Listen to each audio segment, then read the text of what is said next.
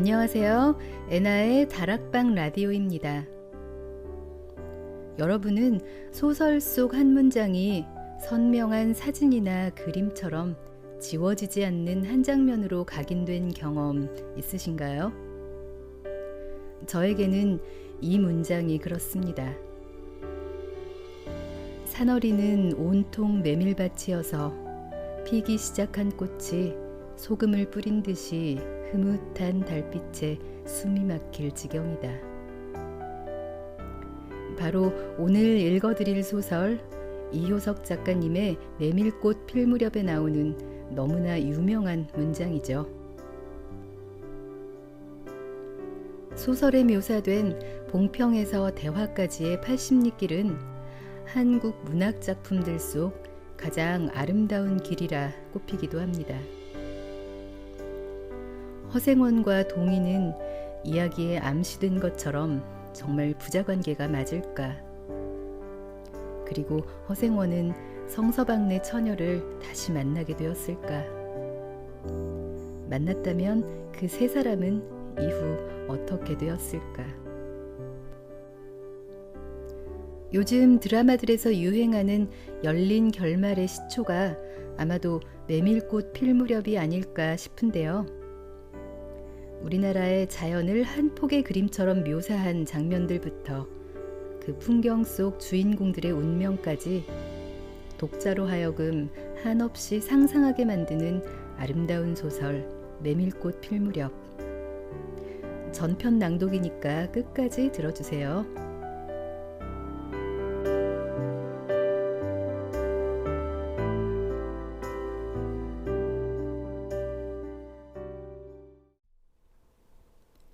여름장이란 애시당초에 글러서 해는 아직 중천에 있건만 장판은 벌써 쓸쓸하고 더운 햇발이 버려놓은 전 휘장 밑으로 등줄기를 훅훅 볶는다. 마을 사람들은 거의 돌아간 뒤요. 팔리지 못한 나무꾼패가 길거리에 궁싯거리고들 있으나 석유병이나 받고 고깃말이나 사면 족할 이 축들을 바라고 언제까지든지 버티고 있을 법은 없다. 칩칩스럽게 날아드는 파리떼도 장난꾼 각다귀들도 귀찮다. 얼금뱅이요 왼손잡이인 드팀전의 허생원은 기어이 동업의 조선달을 낚아보았다. 그만 거둘까? 잘 생각했다. 봉평장에서 한 번이나 흐뭇하게 사본 일 있었을까? 내일 대화장에서나 한몫 벌어야겠네. 오늘 밤은 밤을 새서 걸어야 될걸. 달이 뜨렸다. 절렁절렁 소리를 내며 조선달이 그날 산 돈을 따지는 것을 보고 허생원은 말뚝에서 넓은 휘장을 걷고 버려놓았던 물건을 거두기 시작하였다. 무명필과 주단바리가 두 고리짝에 꼭 찼다. 멍석위에는 천조각이 어수선하게 남았다. 다른 축들도 벌써 거의 전들을 걷고 있었다. 약바르게 떠나는 패도 있었다. 어물장수도 땜장이도 엿장수도 생강장수도 꼴들이 보이지 않았다. 내일은 진부와 대화의 장이 선다. 축들은 그 어느 쪽으로든지 밤을 새며 6, 70리 밤길을 타박거리지 않으면 안 된다. 장판은 잔치 뒤 마당같이 어수선하게 벌어지고 술집에서는 싸움이 터져 있었다. 주정꾼 욕지거리에 섞여 계집의 앙칼진 목소리가 찢어졌다. 장날 저녁은 정해놓고 계집의 고함소리가 시작되는 것이다. 생원, 시침을 때도 다 아네. 충주집 말이야. 계집 목소리로 문득 생각난 듯이 조선달은 비죽이 웃는다. 화중지병이지. 연소패들을 적수로 하고야 대거리가 돼야 말이지. 그렇지도 않을걸? 축들이 사족을 못 쓰는 것도 사실은 사실이나 아무리 그렇다곤 해도 왜 그 동이 말일세. 감쪽같이 충주집을 후린 눈치거든. 무어 그 애승이가? 물건 가지고 낚았나 보지. 착실한 녀석인 줄 알았더니. 그 길만은 알 수 있나. 국리 말고 갑옷에나 그려. 내 한턱 쏨새. 그다지 마음이 당기지 않는 것을 쫓아갔다. 허생원은 계집과는 연분이 멀었다. 얼금뱅이 상판을 쳐들고 대어설 숫기도 없었으나 계집편에서 정을 보낸 적도 없었고 쓸쓸하고 뒤틀린 반생이었다. 충주집을 생각만 하여도 철없이 얼굴이 붉어지고 발밑이 떨리고 그 자리에 소스라쳐 버린다. 충주집 문을 들어서 술좌석에서 짜장 동이를 만났을 때에는 어찌 된 서슬인지 빨끈 화가 나버렸다. 상위에 붉은 얼굴을 쳐들고 제법 계집과 농탕 치는 것을 보고서야 견딜 수 없었던 것이다. 녀석이 제법 난질꾼인데 꼴사납다. 머리에 피도 안 마른 녀석이 낮부터 술 처먹고 계집과 농탕이야. 장돌뱅이 망신만 시키고 돌아다니누나. 그 꼴에 우리들과 한몫 보자는 셈이지. 동이 앞에 막아서면서부터 책망이었다. 걱정도 팔자요 하는 듯이 빤히 쳐다보는 상기된 눈망울에 부딪힐 때 결김에 따귀를 하나 갈겨주지 않고는 배길 수 없었다. 동이도 화를 쓰고 팩하게 일어서기는 하였으나 허생원은 조금도 동색하는 법 없이 마음먹은 대로는 다 짓거렸다. 어디서 주워먹은 선머슴인지는 모르겠으나 내게도 아비 어미가 있겠지. 그 사나운 꼴 보면 맘 좋겠다. 장사란 탐탁하게 해야 되지. 계집이 다 무엇냐. 나가거라 냉큼 꼴 치워. 그러나 한마디도 대거리하지 않고 하염없이 나가는 꼴을 보려니 도리어 측은하게 여겨졌다. 아직도 서름서름한 사이인데 너무 과하지 않았을까 하고 마음이 섬찟해졌다. 주제도 넘지. 같은 술손님이면서도 아무리 젊다고 자식 낳게 되는 것을 붙들고 치고 닦아셀 것은 무어야 원. 충주집은 입술을 쫑긋하고 술 붓는 솜씨도 거칠었으나 젊은 애들한테는 그것이 약이 된다나 하고 그 자리는 조선달이 얼버무려 넘겼다. 너 녀석한테 반했지? 애송이를 빨면 죄된다. 한참 법석을 친 후이다. 담도 생긴 데다가 웬일인지 흠뻑 취해보고 싶은 생각도 있어서 허생원은 주는 술잔이면 거의 다 들이켰다. 건아의 짐을 따라 계집 생각보다도 동이의 뒷일이 한결같이 궁금해졌다. 내 꼴에 계집을 가로채서는 어떡할 작정이었누 하고 어리석은 꼬락서니를 모질게 책망하는 마음도 한편에 있었다. 그러기 때문에 얼마나 지난 뒤인지 동이가 헐레벌떡거리며 황급히 부르러 왔을 때에는 마시던 잔을 그 자리에 던지고 정신없이 허덕이며 충주집을 뛰어나간 것이었다. 생원, 당나귀가 발을 끊고 야단이에요. 각다귀들 장난이지 필연코. 짐승도 짐승이려니와 동이의 마음씨가 가슴을 울렸다. 뒤를 따라 장판을 다름질하려니 거슴츠레한 눈이 뜨거워질 것 같으다. 불악스런 녀석들이라 어쩌는 수 있어야죠. 나귀를 몹시 구는 녀석들은 그냥 두지는 않을걸. 반평생을 같이 지내온 짐승이었다. 같은 주막에서 잠자고 같은 달빛에 젖으면서 장에서 장으로 걸어다니는 동안에 20년의 세월이 사람과 짐승을 함께 늙게 하였다.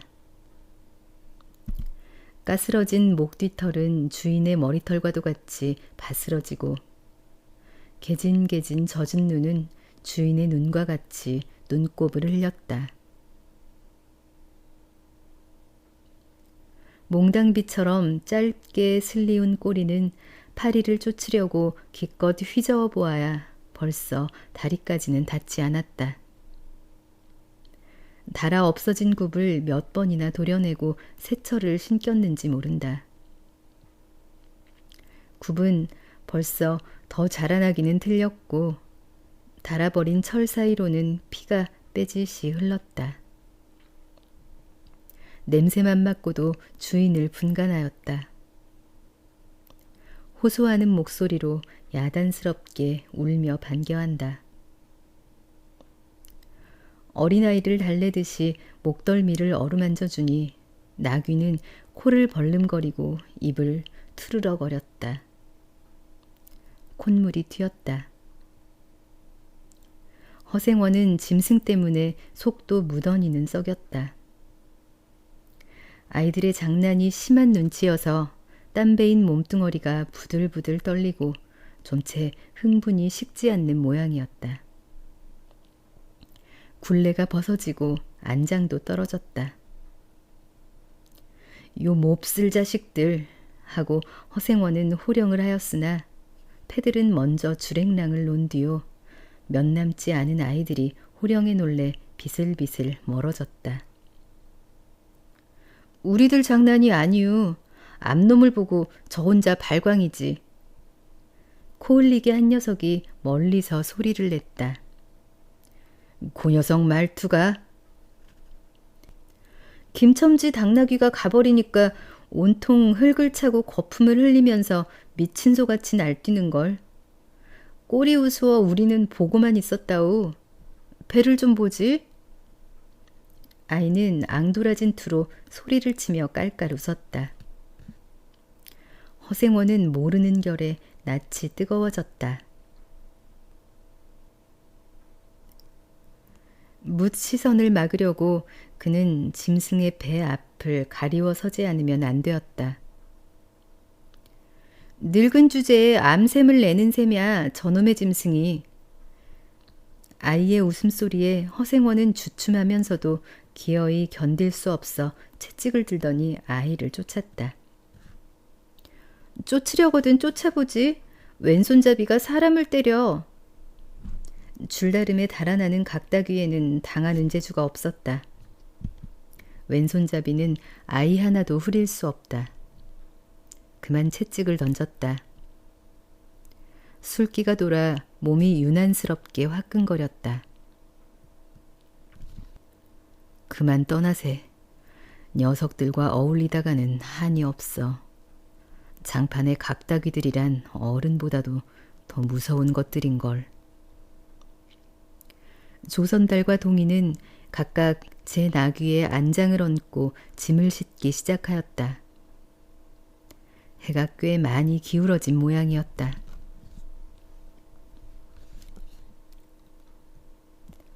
드팀 전 장도리를 시작한 지 20년이나 되어도 허생원은 봉평장을 빼놓은 적은 드물었다. 충주, 제천 등의 이웃 군에도 가고 멀리 영남 지방도 헤매기는 하였으나 강릉쯤에 물건하러 가는 외에는 처음부터 끝까지 군내를 돌아다녔다. 닷새만큼씩의 장날에는 달보다도 확실하게 면에서 면으로 건너간다. 고향이 청주라고 자랑삼아 말하였으나 고향에 돌보러 간 일도 있는 것 같지는 않았다. 장에서 장으로 가는 길에 아름다운 강산이 그대로 그에게는 그리운 고향이었다. 반날 동안이나 뚜벅뚜벅 걷고 장터 있는 마을에 거의 가까웠을 때 거친 나귀가 한바탕 우렁차게 울면, 더구나 그것이 저녁녘이어서 등불들이 어둠 속에 깜빡거릴 무렵이면 늘 당하는 것이건만 허생원은 변하지 않고 언제든지 가슴이 뛰놀았다. 젊은 시절에는 알뜰하게 벌어 돈푼이나 모아본 적도 있기는 있었으나 읍내 백중이 열린 해 호탕스럽게 놀고 투전을 하고 하여 사흘 동안에 다 털어버렸다. 나귀까지 팔게 된 판이었으나 애끓는 정분에 그것만은 이를 물고 단념하였다. 결국 도로아미타불로 장도리를 다시 시작할 수밖에는 없었다. 짐승을 데리고 읍내를 도망해 나왔을 때에는 너를 팔지 않기 다행이었다고 길가에서 울면서 짐승의 등을 어루만졌던 것이다. 빚을 지기 시작하니 재산을 모을 염은 당초에 틀리고 간신히 입에 풀칠을 하러 장에서 장으로 돌아다니게 되었다. 호탕스럽게 놀았다고는 하여도 계집 하나 후려보지는 못하였다. 계집이란 쌀쌀하고 매정한 것이었다. 평생 인연이 없는 것이라고 신세가 서글퍼졌다. 일신에 가까운 것이라고는 언제나 변함없는 한 필의 당나귀였다. 그렇다고는 하여도 꼭 한 번에 첫일을 잊을 수는 없었다. 뒤에도 처음에도 없는 단 한 번의 괴이한 인연. 봉평에 다니기 시작한 젊은 시절의 일이었으나 그것을 생각할 적만은 그도 산보람을 느꼈다. 달밤이었으나 어떻게 해서 그렇게 됐는지 지금 생각해도 도무지 알 수 없어. 허생원은 오늘 밤도 또 그 이야기를 끄집어내려는 것이다. 조선달은 친구가 된 일에 귀에 못이 박히도록 들어왔다. 그렇다고 실증을 낼 수도 없었으나 허생원은 시치미를 떼고 되풀이할 때로는 되풀이하고야 말았다. 달밤에는 그런 이야기가 격에 맞거든. 조선달 편을 바라는 보았으나 물론 미안해서가 아니라 달빛에 감동하여서였다. 이지러는 졌으나 보름을 갓 지난 달은 부드러운 빛을 흐뭇이 흘리고 있다. 대화까지는 80리의 밤길. 고개를 둘이나 넘고 개울을 하나 건너고 벌판과 산길을 걸어야 된다. 길은 지금 긴 산허리에 걸려 있다. 밤중을 지난 무렵인지 죽은 듯이 고요한 속에서 짐승 같은 달의 숨소리가 손에 잡힐 듯이 들리며 콩포기와 옥수수 잎새가 한층 달에 푸르게 젖었다. 산허리는 온통 메밀밭이어서 피기 시작한 꽃이 소금을 뿌린 듯이 흐뭇한 달빛에 숨이 막힐 지경이다. 붉은 대궁이 향기같이 애잔하고 나귀들의 걸음도 시원하다. 길이 좁은 까닭에 세 사람은 나귀를 타고 외줄로 늘어섰다. 방울소리가 시원스럽게 딸랑딸랑 메밀밭계로 흘러간다. 앞장선 허생원의 이야기 소리는 꽁무니에 선 동이에게는 확적히는 안 들렸으나 그는 그대로 개운한 제멋에 적적하지는 않았다. 장선 꼭 이런 날 밤이었네. 객주집 토방이란 무더워서 잠이 들어야지. 밤중은 돼서 혼자 일어나 개울가에 목욕하러 나갔지. 봉평은 지금이나 그제나 마찬가지나 보이는 곳마다 메밀밭이어서 개울가가 어디 없이 하얀 꽃이야.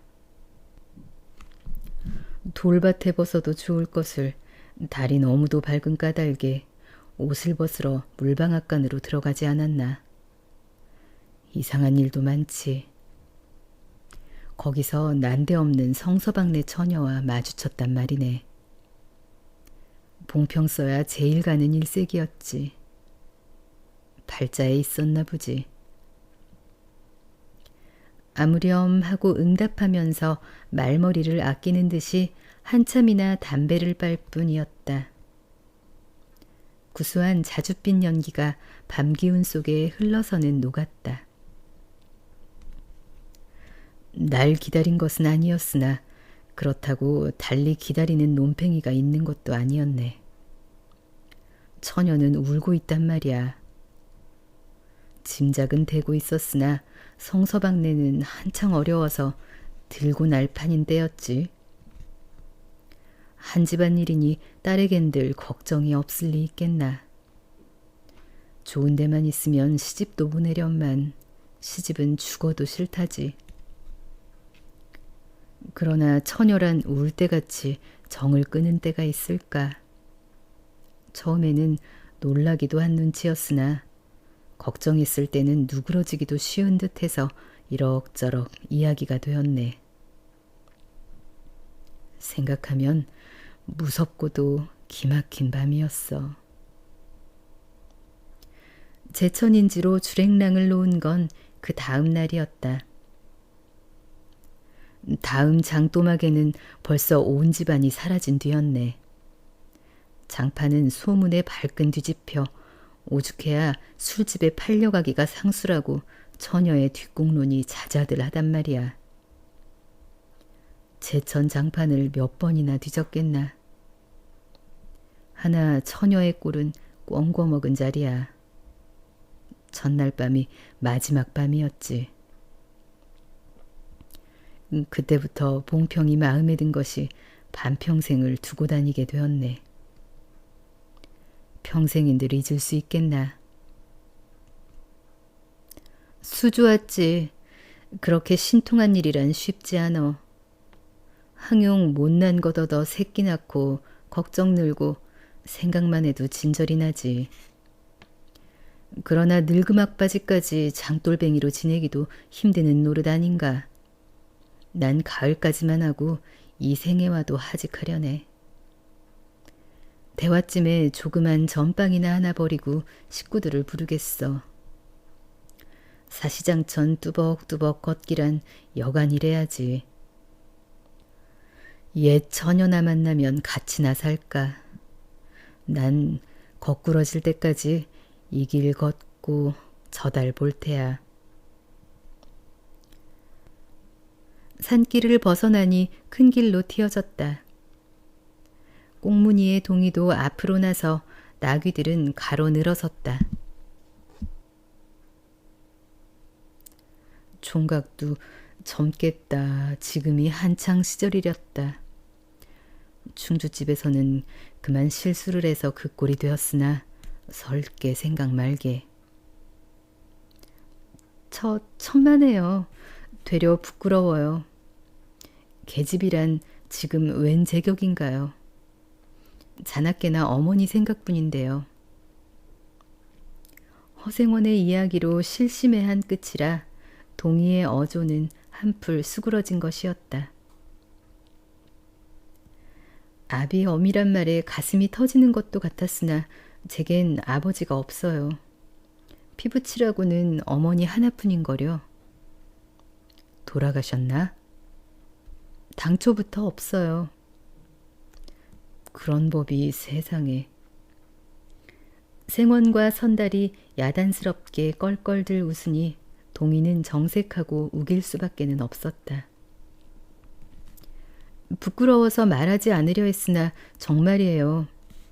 제천 촌에서 달도 차지 않은 아이를 낳고 어머니는 집을 쫓겨났죠. 우스운 이야기나 그러기 때문에 지금까지 아버지 얼굴도 본 적 없고 있는 고장도 모르고 지내와요. 고개가 앞에 놓인 까닭에 세 사람은 나귀를 내렸다. 둔덕은 험하고 입을 벌리기도 대근하여 이야기는 한동안 끊겼다. 나귀는 건등하면 미끄러졌다. 허생원은 숨이 차 몇 번이고 다리를 쉬지 않으면 안 되었다. 고개를 넘을 때마다 나이가 알렸다. 동이 같은 젊은 축이 끝이 없이 부러웠다. 땀이 등을 한바탕 씻어내렸다. 고개 너머는 바로 개울이었다. 장마에 흘려버린 널다리가 아직도 걸리지 않은 채로 있는 까닭에 벗고 건너야 되었다. 고이를 벗어 띠로 등에 얽어매고 반 벌거숭이의 우스꽝스러운 꼴로 물속에 뛰어들었다. 금방 땀을 흘린 뒤였으나 밤물은 뼈를 찔렀다. 그래, 대체 기르긴 누가 기르고? 어머니는 하는 수 없이 의부를 얻어가서 술장수를 시작했죠. 술이 고줄해서 의부라고 전망난이에요. 철들어서부터 맞기 시작한 것이 하룬들 편한 날 있었을까. 어머니는 말리다가 채이고 맞고 칼부림을 당하고 하니 집골이 무엇겠소. 18살 때 집을 뛰쳐나와서부터 이 짓이죠.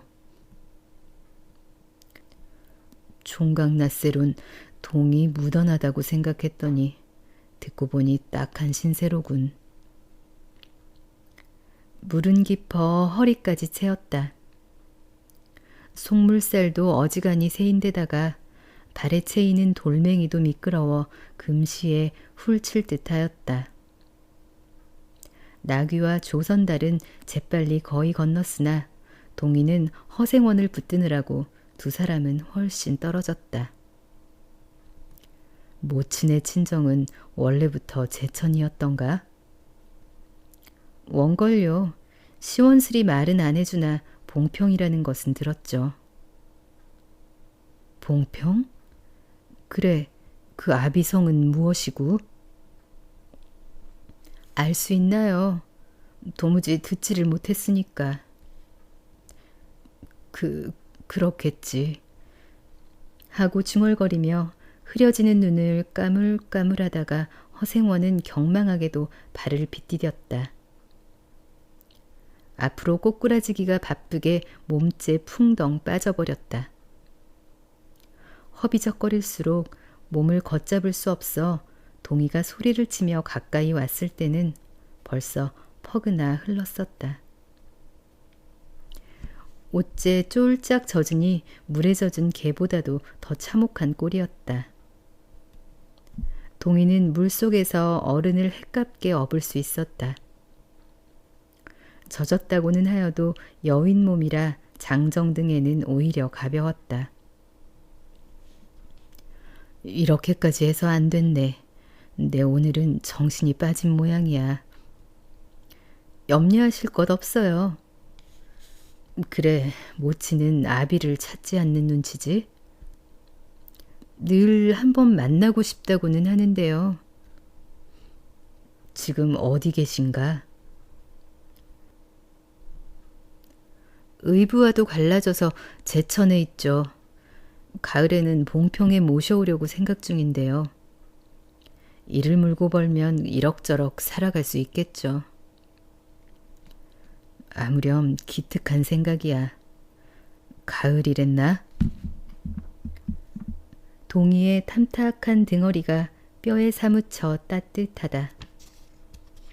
물을 다 건넜을 때에는 도리어 서글픈 생각에 좀 더 엎였으면도 하였다.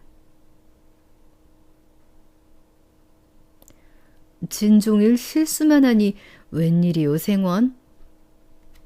조선달은 바라보며 기어이 웃음이 터졌다. 나귀야, 나귀 생각하다 실족을 했어. 말 안 했던가? 저 꼴에 제법 새끼를 얻었단 말이지. 읍내 강릉집 피마에게 말일세. 귀를 쫑긋 세우고 달랑달랑 뛰는 것이 나귀 새끼같이 귀여운 것이 있을까? 그것 보러 나는 일부러 읍내를 도는 때가 있다네. 사람을 물에 빠치울 젠 따는 대단한 나귀 새끼군. 허생원은 젖은 옷을 웬만큼 짜서 입었다. 이가 덜덜 갈리고 가슴이 떨리고 몹시도 추웠으나 마음은 알 수 없이 둥실둥실 가벼웠다. 주막까지 부지런히들 가세나. 뜰에 불을 피우고 후투시 쉬어. 나귀에겐 더운 물 끓여주고. 내일 대화장 보고는 제천이다. 생원도 제천으로? 오래간만에 가보고 싶어. 동행하려나 동이? 나귀가 걷기 시작하였을 때 동이의 채찍은 왼손에 있었다. 오랫동안 아둑신이 같이 눈이 어둡던 허생원도 요번만은 동이의 왼손잡이가 눈에 띄지 않을 수 없었다. 걸음도 해깝고 방울소리가 밤 벌판에 한층 청청하게 울렸다. 달이 어지간히 기울어졌다.